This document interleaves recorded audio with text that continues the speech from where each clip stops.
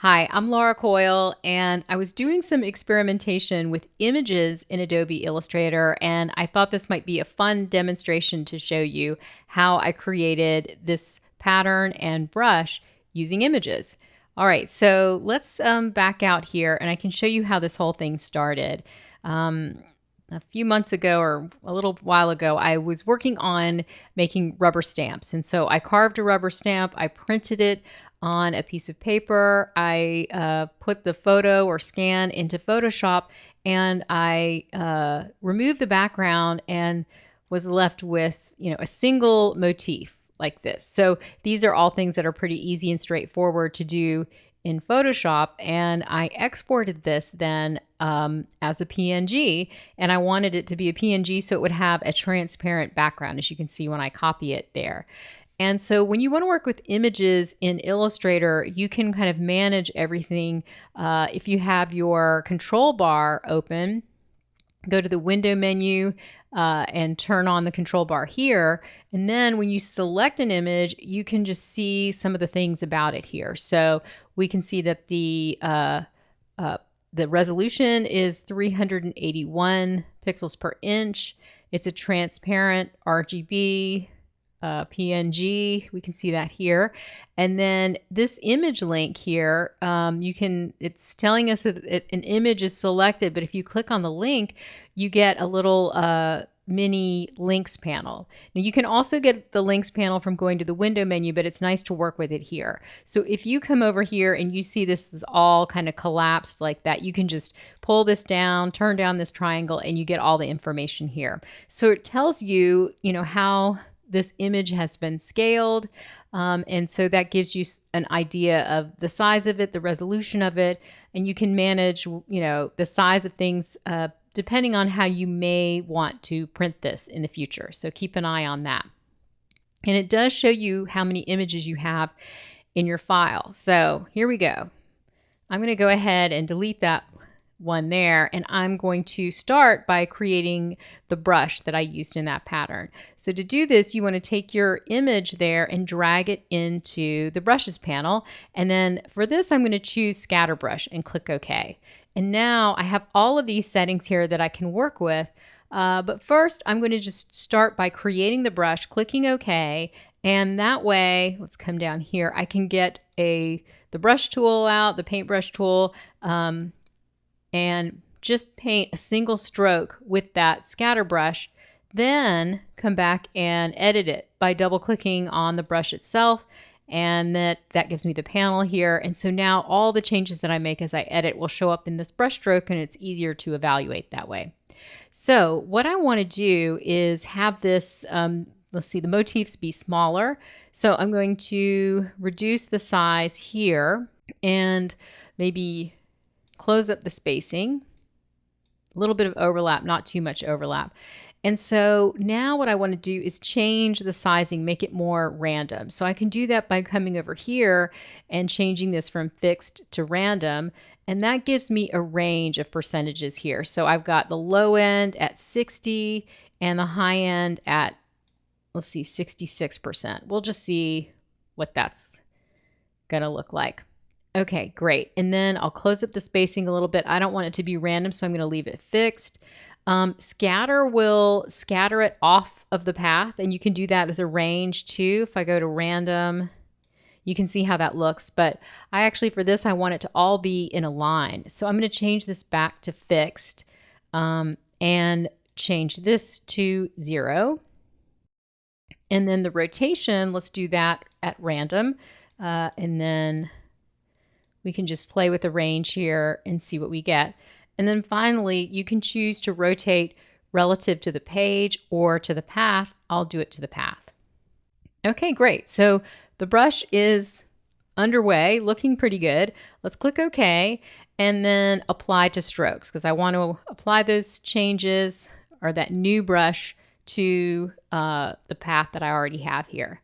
Now, I'm just noticing, and this is something I tell people all the time in my community, it's best if you're creating a pattern or anything like this that you want to have printed that you work at 100% so you can evaluate things it's so easy to zoom in and lose track of what size things are. Right now, I'm at 69% here. So if I Command or Control 1, now I'm at 100%. You can also change the percentage by coming down here to this menu. Whatever it is you want to just make sure that you're kind of evaluating and looking at things at 100%. And now that brush is a lot bigger. So I'm going to have to go back and make some changes to that.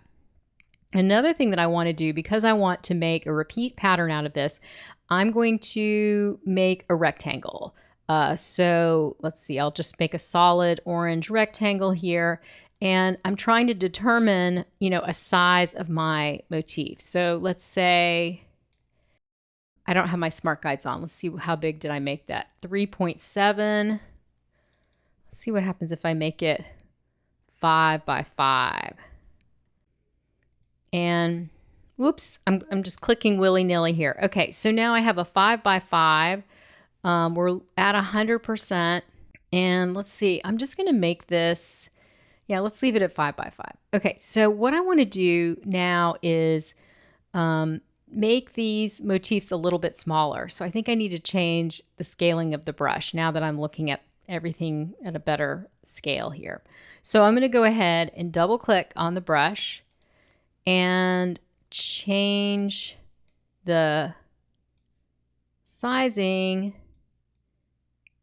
to, let's see, what 36 to,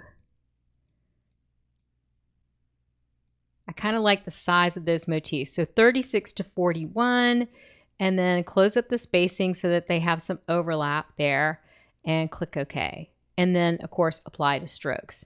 And looks like what I did was I probably had that rectangle selected, so it applied it to the border, which is really cute, but not what I want. Okay, so I'm going to go ahead and set that to none, and then here's my brush stroke. Okay, so I think that if I have these crossing like I did in that original example, I will like this size.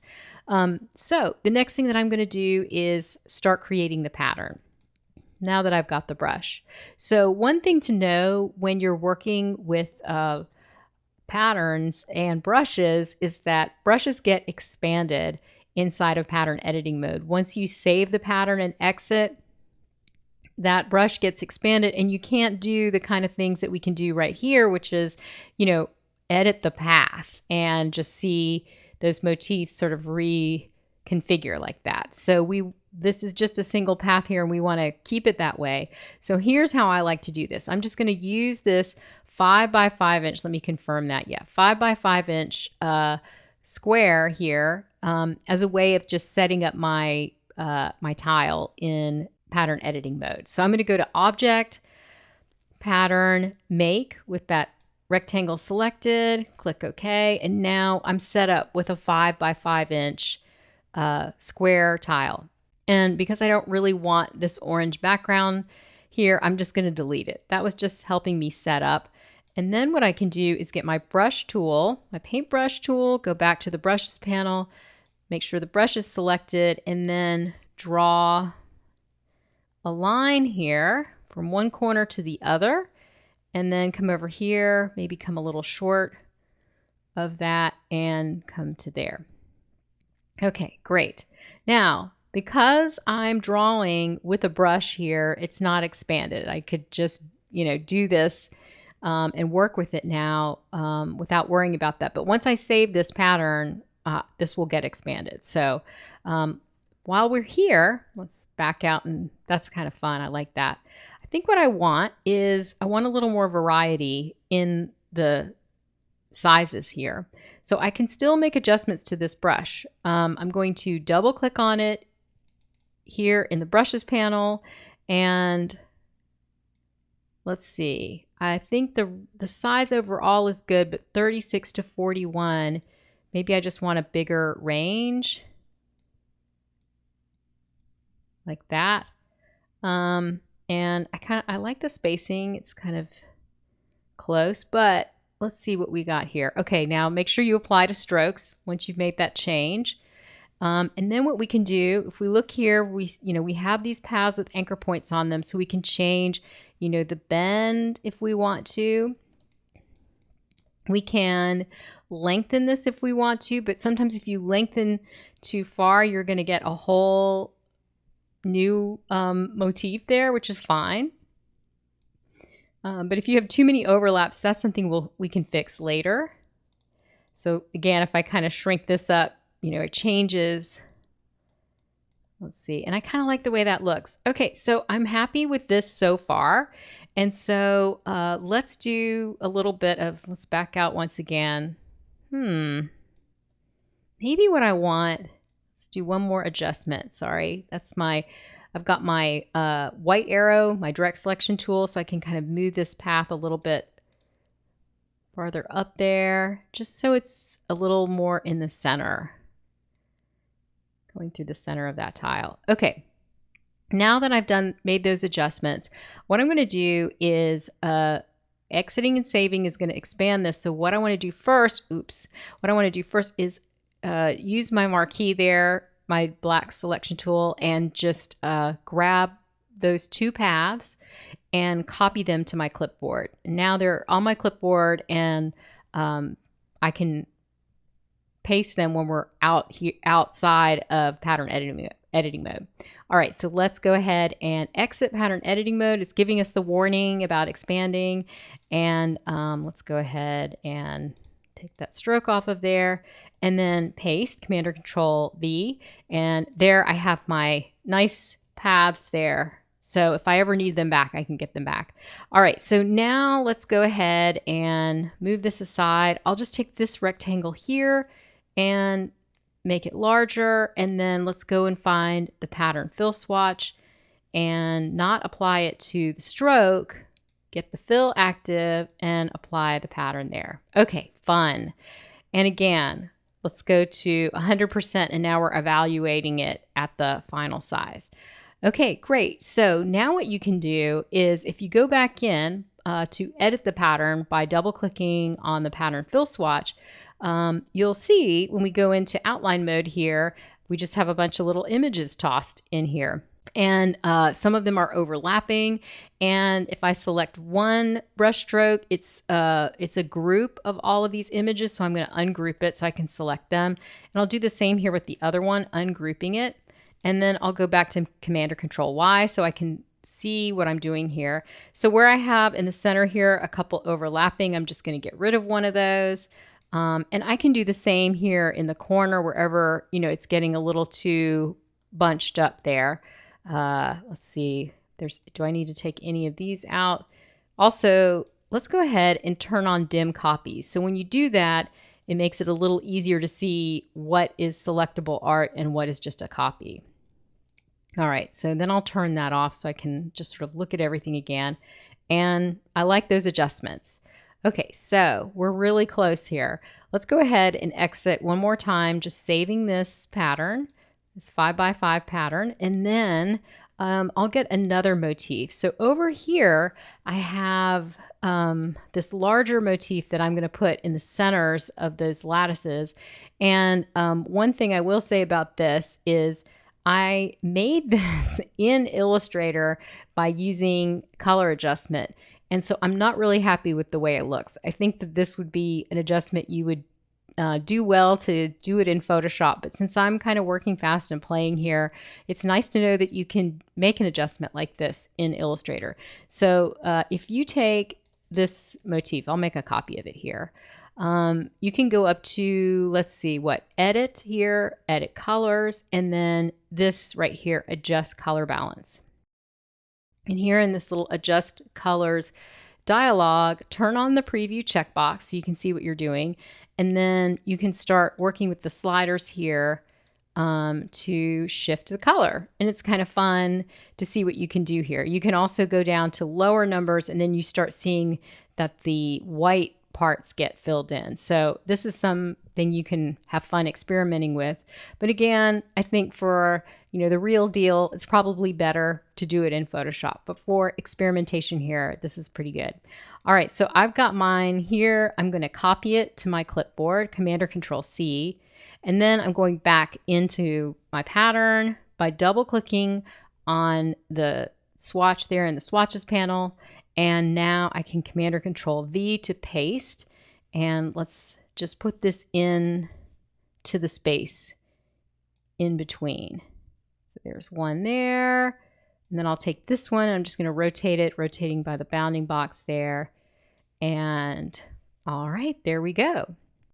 So one thing that I wanted to point out to you is that when you're working with images, they work really well inside of pattern editing mode, but everything kind of tends to slow pattern editing mode down because, it's constantly making all of these copies. If we look here back in this links panel here that we can get to by selecting an image and just clicking on this image link here, you can see we do, once we're inside of pattern editing mode, it seems to be accounting for all of these here. Or it's possible that these are only the things that we're seeing on the artboard. So it's one of those times where you just kind of have to, manage the, as we're making patterns, we start to accumulate a lot of copies.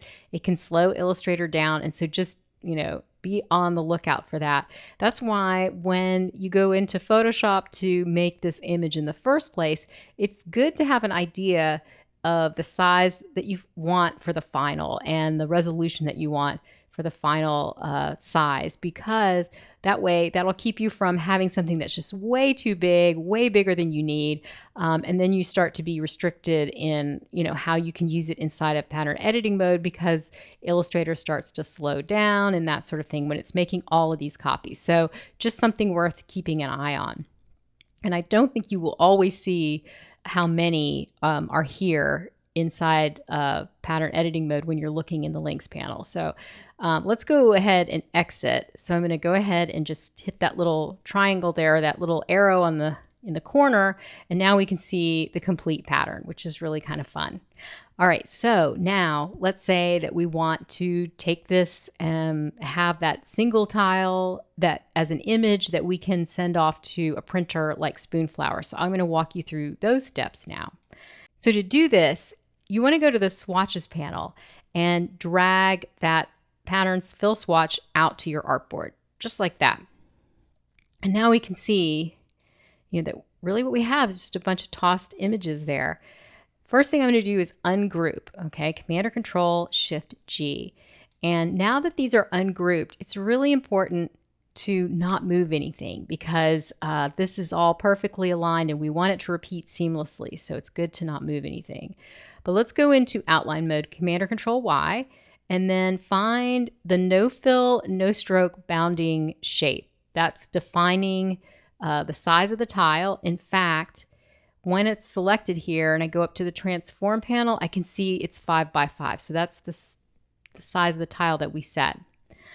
So now that I have that selected, I want to make an artboard that is exactly that size. And I can do this using the artboard tool here. Just click on the artboard tool to turn it on, and then find sort of an empty spot here where you can just accurately click directly on that path. And that creates an artboard that's hugging perfectly to that tile. So if I were to click on the artboard tool again, you can see that it's 5 by 5. So it's still perfect. And let's go into, I'm going to select the no fill, no stroke. We can always confirm that by looking here in the fill and stroke icon, and then turn the preview back on. That's Command or Control Y. And now we can see I've got that background selected, and I can, make it any color I want, just to show you that it's there. But I want this to be a white background. But if you were using a color, what I would always recommend doing is just enlarge this a little bit. So hold down on the Option key to scale from the center, Option or Alt, and the Shift key to scale proportionally, and just, make that a little bit larger so the background overlaps the edge of the artboard. And that means that everything in this design is now bleeding off the edge of the artboard, and that's going to help us avoid any little flaws at the edge of the tile.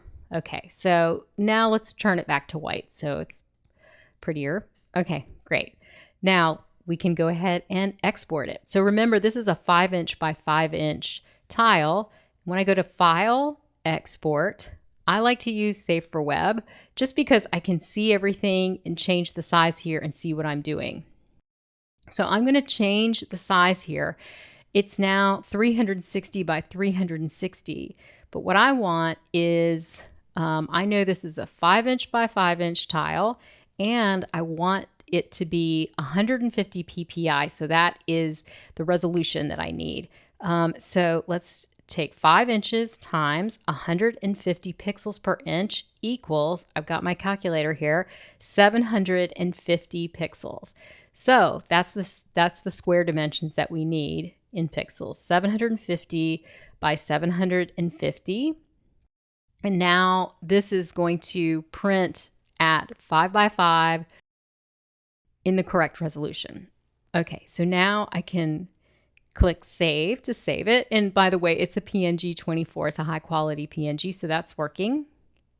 And then I'm going to call this Stamp Motif New, Save, Replace, because I had an earlier one.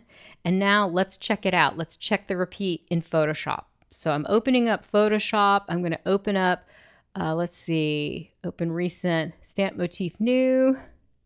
There it is. And let's go to Pattern Preview. That's going to help us see this in repeat and check for any flaws in the tile. And it looks pretty darn good. Now, at this size, 100%, it does look really good. And as I told you before, like, I would probably do a better job on this image right here, but the other images look really nice. I just don't like the highlights, the color in there. That's looking a little weird. But if you zoom in, you can check for, any weirdness lines in the repeat or anything like that. You can also look over here to see if they're continuing on. And I don't see any, so that's good. Of course, the more you zoom in, the more you're going to start seeing it pixelate, but that's just because it's not really intended to be that size. All right, so this is looking great. And now if I want to send it off to print, it's ready to go. All right, so I thought you might enjoy that. Just a little experimentation using images in Illustrator to make a brush, to make a repeat pattern, and then even prepare it to send off to print. All right, my name is Laura Coyle. I teach Adobe Illustrator here on YouTube and in my online learning community. In fact, we were looking at some of this artwork today. If you're interested and you want to find out more, go to my website at lauracoylecreative.com and sign up for my email list. I send out great Illustrator tips twice a month, and the link is in the description. All right, thank you so much for watching, and stay tuned for my next video.